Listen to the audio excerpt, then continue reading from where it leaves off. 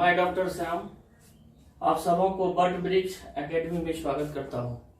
दोस्तों, आज हम टॉपिक डील करने जा रहे हैं सेल के बारे में। तो सबसे पहले सेल का जो भी चीज आपने आज तक पढ़ा है, 9th क्लास से ही पढ़ा होगा आपने। सेल क्या है, उससे भी पहले भी सीबीएसई सब में पढ़ाई होता ही है, जो सेल के बारे में बच्चा भी जानता है। लेकिन आज हम लोग दूसरे अंदाज में सेल के बारे में पढ़ेंगे और पूरा कंसेप्ट के साथ इस चीज को जानेंगे कि आखिर सेल बनता कैसे है। सबसे पहले ये चीज जानना है। वैसे तो जनरली लोग डिफिनीशन बताते हैं, जो सेल ए है वो है, लेकिन उससे पहले हम लोग कुछ और बात क्लियर करें। डिफिनीशन भी देख लेते हैं और इस डिफिनीशन को प्रूव करना होता है। जो आखिर सेल जो है, सो डिफिनीशन जो है वास्तव में सच है या क्या है। तो वैसे तो सेल एक लैटिन वर्ड, जिसको आप हिंदी में कोशिका कहते हो, कोशिका। एक्चुअली हम बाइलिंगुअल पढ़ाएंगे, हिंदी और इंग्लिश दोनों भाषा में आपको टर्मोलॉजी का सारा चीज बताते जाएंगे, ताकि जो हिंदी मीडियम के स्टूडेंट होंगे वो और जो इंग्लिश मीडियम के स्टूडेंट होंगे वो सबको कंसेप्ट क्लियर होते हुए चले जाए।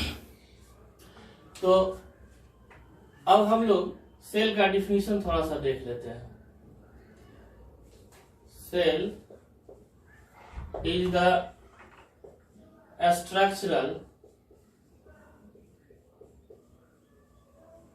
and functional unit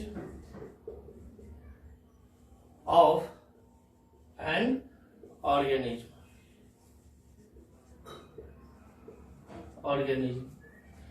कहा है सेल जो है किसी भी जीव का संरचनात्मक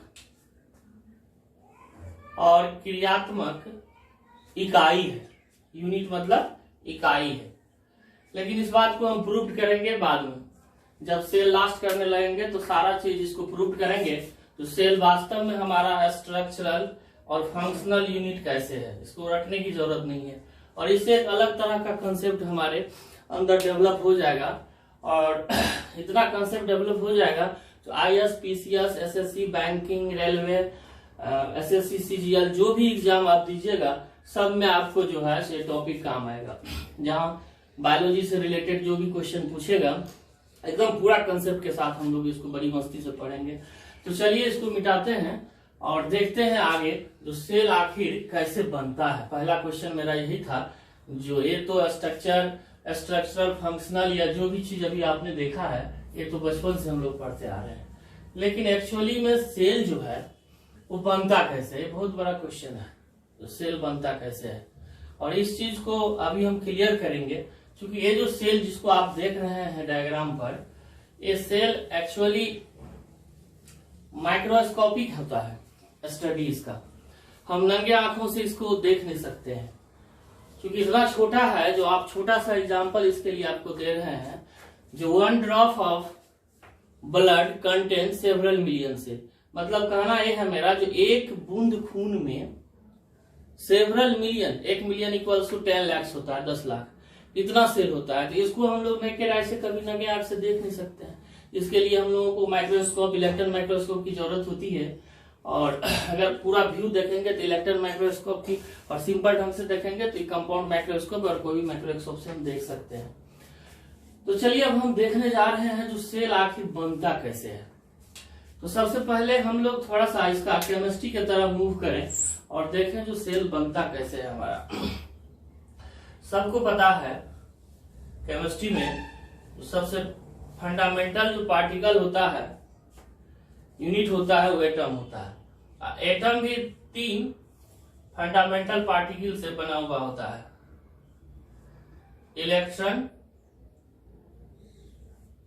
प्रोटॉन और न्यूट्रॉन। ये सब डिटेल हम लोग केमिस्ट्री के स्टडी में देखेंगे। फिलहाल अभी हम लोग सेल को कनेक्ट कर रहे हैं। और एटम से मॉलिक्यूल बनता है, और बहुत सारे मॉलिक्यूल जब एक साथ होगा तो कंपाउंड बनेगा। हमने बोला है आपको जो बाइलिंगुअल पढ़ाएंगे तो एटम का हिंदी होता है परमाणु, मॉलिक्यूल का होता है अणु, और कंपाउंड का होता है यौगिक। तो दोस्तों यही जो कंपाउंड है आपका यौगिक जो है, यही सेल का निर्माण करता है।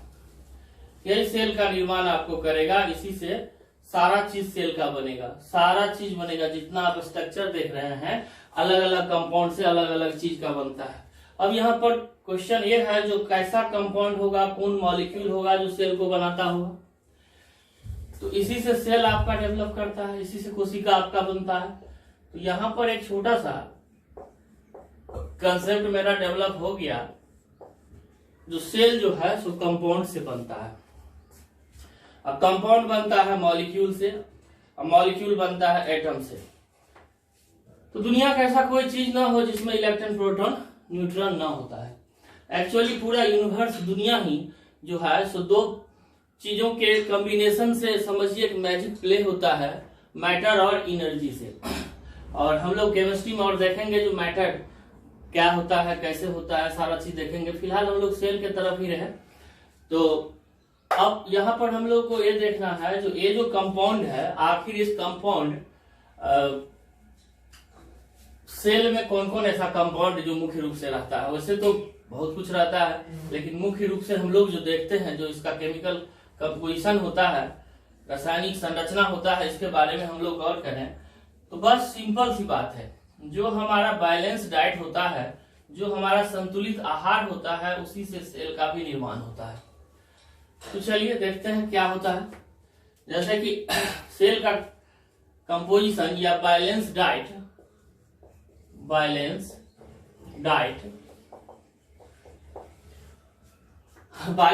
में हम लोग क्या सब लेते हैं, कार्बोहाइड्रेट लेते हैं,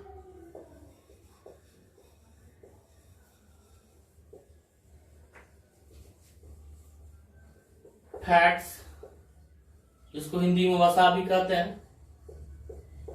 कार्बोहाइड्रेट को कार्बोहाइड्रेट से कहा जाता है, जिसका हिंदी होगा उसका लिखेंगे, बाद बाकी का नहीं लिखेंगे। प्रोटीन का हिंदी प्रोटीन होता है।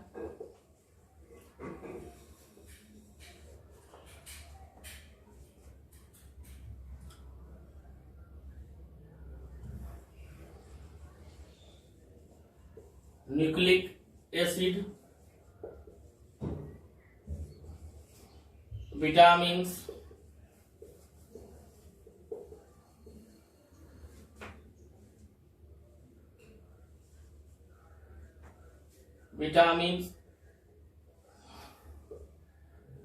मिनरल्स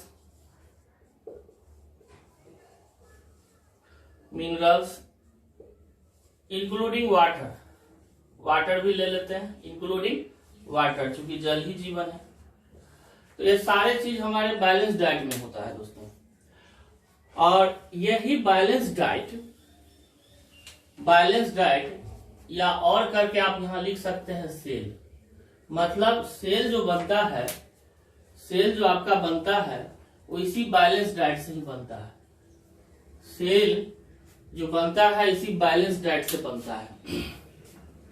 कार्बोहाइड्रेट से, फैट से, प्रोटीन से, न्यूक्लिक एसिड और विटामिन, मिनरल्स और इंक्लूडिंग वाटर।